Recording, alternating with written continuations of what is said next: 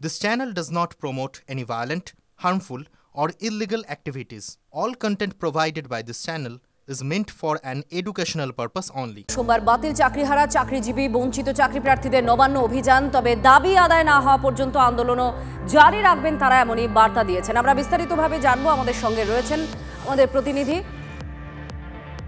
সুমন মহাপাত্র। সুমন, কি বলছেন তারা? তাদের এই অভিযান এখনো পর্যন্ত সুপ্রিম কোর্টের একটা নির্দিষ্ট বক্তব্য রয়েছে, প্রক্রিয়াও চলছে নতুন করে নিয়োগের, কি বলছেন তারা, কেন অভিযান?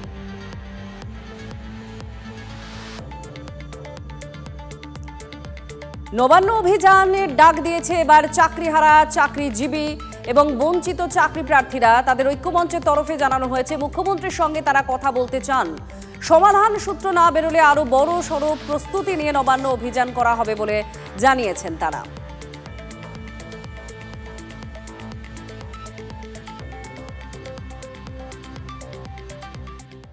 একটা রেসপন্স করেছি মেলে যে হ্যাঁ, আমরা চিফ সেক্রেটারি মহাশয়ের সাথে বসতে চাই, মাননীয় মুখ্যমন্ত্রীর সাথে বসতে চাই।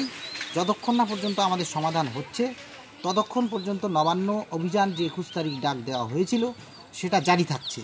শুধুমাত্র 21 তারিখের এই দিন থেকে আমরা বিরত থাকছি, কিন্তু পরবর্তী আলোচনা, পরবর্তী পদক্ষেপ, পরবর্তী সমস্ত কিছু আমাদের আলোচনা চলছে। আরো খবর থাকছে তন্নিষ্ঠা, আপাতত ধন্যবাদ। সিপিএম এর ডাকে কাল ব্রিগেডের সমাবেশ, আর এখন শেষ মুহূর্তের প্রস্তুতি চলছে। কাল হাওড়া এবং শিয়ালদা স্টেশন সহ কলকাতার বিভিন্ন জায়গা থেকে মোট 8টি মিছিল যাবে ব্রিগেডের দিকে। উত্তরবঙ্গের জেলাগুলি থেকে সমাবেশে আসবেন 1 লক্ষেরও বেশি মানুষ, এমনটা দাবি সিপিএম এর। কর্মী সমর্থকদের জন্য এন্টালির রামলীলা ময়দানে থাকার বন্দোবস্ত করা হয়েছে।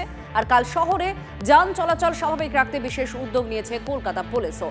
শহরের 24টি গুরুত্বপূর্ণ জায়গা বেছে নেওয়া হয়েছে, এর মধ্যে 13টি পয়েন্টে থাকবে ট্রাফিক গার্ডের অতিরিক্ত বাহিনী।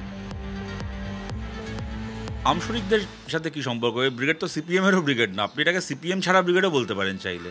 এই ব্রিগেড ডেকেছেন কৃষক সভা, ক্ষেতমজুর ইউনিয়ন, বস্তি উন্নয়ন সমিতি আমাদের, এবং তার সাথে আমাদের ক্ষেতমজদুর ইউনিয়ন, সিআইটিউ। সুতরাং এটাকে আপনি সিপিএম ছাড়া এই 4টে সংগঠনের ব্রিগেড বলেও আপনি চাইলে দেখতে পারেন। এর আগে যখন ইনসাফ যাত্রা হয়েছিল, তারপর ব্রিগেড শুধুমাত্র ডিওয়াইএফআই ডাকে হয়েছিল। সুতরাং এখানে দলটা প্রশ্ন নয়, কিন্তু সমস্ত বামপন্থী দল তো বটেই, এবং বামপন্থী দলগুলোর বাইরেও যে বাংলার যে বামপন্থী গণতান্ত্রিক প্রগতিশীল মানুষ আছেন, আমরা সবাইকেই আবেদন করছি, সবাইকেই অনুরোধ করছি, আপনারা আমাদের সঙ্গে ব্রিগেডে আসুন। ব্রিগেড ডাকবে সিপিএম, আর মাঠে যাবে বিজেপির ভোটাররা। সিপিএম এর ব্রিগেডে যাদের দেখবেন লাল ঝান্ডা হাতে নানা রকম সব স্লোগান দিতে দিতে গেছে, মিডিয়া, সোশ্যাল মিডিয়ায় বড় বড় কথা, সেই লোকগুলোই তো ফিরে এসে বিজেপিকে ভোট দেয়। না হলে ব্রিগেডও ভরে আর সিপিএম এর ভোটও কমে আর বিজেপির ভোট বাড়ে। তো যারা সিপিএম এর ব্রিগেডে যাবেন তারা সব বিজেপির ভোটার। যেখানে যেখানে বিজেপি হারছে অল্প ভোটে, সেখানে সিপিএমই ভোট কেটেছে আমাদের। তো সিপিএম কার হয়ে খেলছে?